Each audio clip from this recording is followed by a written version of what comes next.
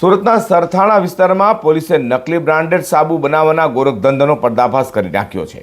જાણીતી કંપનીના નામ અને લોગોનો દુરુપયોગ કરીને ડુપ્લિકેટ સાબુ તૈયાર કરી બજારમાં વેચાણ કરાતો હોવાની માહિતીના આધારે પોલીસે દરોડા પાડી લાખો રૂપિયાનો મુદ્દામાલ કબજે કરી એક આરોપીની ધરપકડ કરી છે। સુરત શહેરના સરથાણા વિસ્તારમાં પોલીસે મોટી કાર્યવાહી કરતા નકલી બ્રાન્ડેડ સાબુ બનાવવાના ગેરકાયદે કારોબારનો પર્દાફાશ કરી નાખ્યો છે।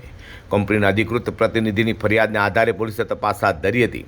તપાસ દરમિયાન જાણવા મળ્યું હતું કે આરોપી રાજ પ્રેમજીવ ઘેવરિયા જાણીતી યામી ઘર શોપ પ્રાઇવેટ લિમિટેડ કંપનીના લોગો અને બ્રાન્ડિંગનો ગેરકાયદે ઉપયોગ કરીને ડુપ્લિકેટ સાબુ તૈયાર કરી રહ્યો હતો।